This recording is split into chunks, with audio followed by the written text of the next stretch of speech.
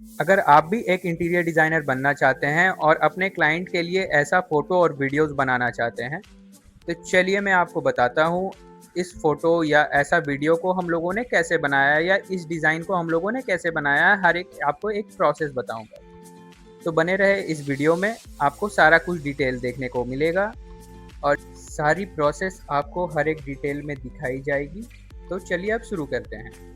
तो hello guys, welcome to my new video. अब मैं इसे 2D टू 3D में कन्वर्ट कर रहा हूँ। तो प्रोसेस देखते रहें कैसे मैंने एक्सप्लेन करा है और क्या-क्या चीज़ों का ध्यान रखना पड़ता है, तो सारा कुछ देखें।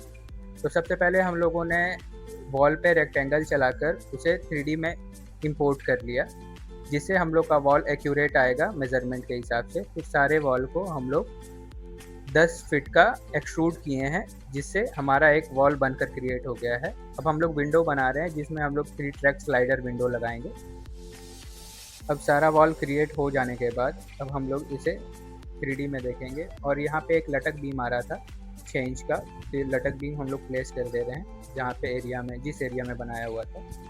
अब हम लोग डायरेक्ट 3D जो हम लोग पहले से बना कर रखते हैं उसको इंपोर्ट कर रहे हैं, क्योंकि एक ही वीडियो में सारा कुछ बनाकर दिखाने के लिए वीडियो बहुत ज़्यादा लंबा हो जाता है। और अगर आपको भी ऐसा चाहिए कि पूरे वॉल को हम लोग कैसे डिज़ाइन करते हैं, तो एक वॉल के लिए हम आपको डेडिकेटेड वीडियो बना देंगे। उसे आपको भी समझ में आ जाएगा कि हम लोग कैसे-कैसे क्या करते हैं और कैसे इस वॉल को हम लोग क्रिएट करते हैं। तो सारे को इस वॉल के अकॉर्डिंग या इस एरिया के अकॉर्डिंग हम लोग एडजस्ट कर लेते हैं। फिर वार्डरोब का सेक्शन आ जाता है, तो हम लोग यहाँ वार्डरोब बनाते हैं। तो यहाँ पे एक ग्लास वॉल शटर बन रहा था, तो ग्लास शटर हम लोग 2 पल्ला का लगाए हैं और 1 पल्ला का आपका सॉलिड शटर आ रहा था। और यहाँ पे हम लोग एल शेप में कबर्ड बना रहे हैं, तो जिसके कारण एक पल्ला जो मेरा जो बन रहा था, वो एक पल्ला मेरे वार्डरोब के अंदर ही इंक्लूड हो जा रहा है और इधर हम लोग दोनों सॉलिड शटर बना रहे हैं। सारा डिज़ाइन क्रिएट कर लेने के बाद हम लोग इसको एक्सपोर्ट करना स्टार्ट करते हैं और सारा चीज़ देख लेते हैं कि सारा ओके है या नहीं। फिर इसे एक्सपोर्ट करते हैं FBX फॉर्मेट में, ताकि लूमियन में ले जाने टाइम हम लोग को कोई दिक्कत ना आए। तो फिर हम लोग इसको डायरेक्ट लूमियन में शिफ्ट करते हैं, क्योंकि FBX फॉर्मेट बहुत ज़्यादा अच्छे से लूमियन में इंपोर्ट होता है। इस मॉडल को हम लोग लूमियन में इंपोर्ट करके फिर डायरेक्ट अब हम लोग टेक्सचरिंग करना स्टार्ट करते हैं। तो सबसे पहले हम लोग फ्लोरिंग का काम कर रहे थे, तो फ्लोरिंग हम लोग का वुडन फ्लोरिंग रहता है, तो वुडन फ्लोरिंग का टेक्सचर डाल देते हैं।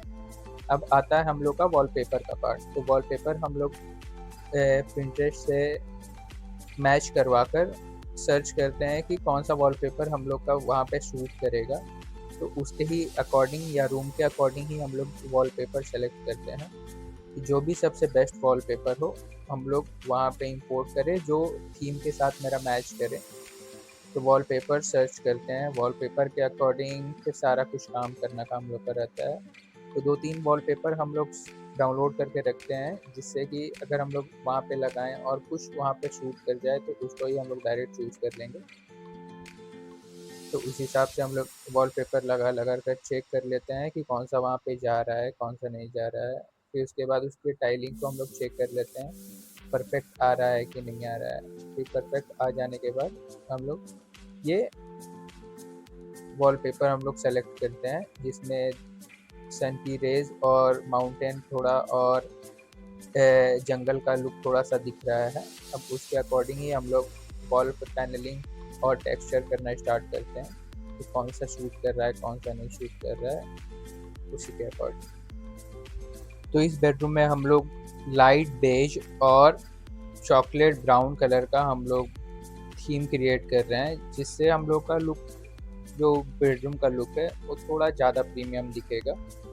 तो उसी के according wardrobe, bed, wall panelling सारे को उसी के अकॉर्डिंग ही टेक्सचरिंग कर लेते हैं। जैसे कर्टेन ये सब भी हो गया, तो सारा को हम लोग ये कर देते हैं। इस विंडो पे हम लोग ग्लास का टेक्सचर डाल देते हैं, ताकि बाहर से जो धूप आएगी उससे वो रिफ्लेक्ट करके बहुत सुंदर लुक आएगा। फिर बाकी side table, bed, wardrobe, cupboard सारे को हम लोग टेक्सचर कर लेते हैं।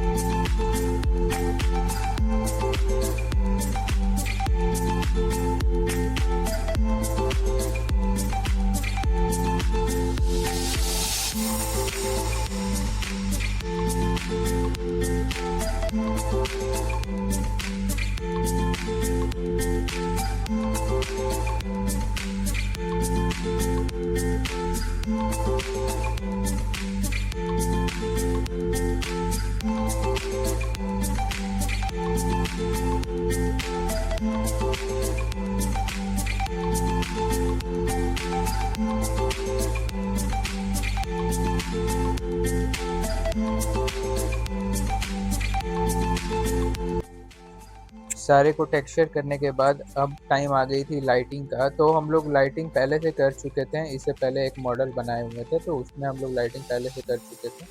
बस उसी लाइटिंग को थोड़ा सा इधर उधर करके इंपोर्ट कर लेते हैं और डायरेक्ट लाइटिंग को पेस्ट कर लेते हैं, क्योंकि अगर हम लोग लाइटिंग करने गए तो कम से कम आधे घंटे का टाइम लग जाता है, क्योंकि हर जगह पे लाइटिंग का ऑप्शन देना पड़ता है, strip light, profile light, panel light, COB light, तो उसमें थोड़ा सा टाइम लग जाता है।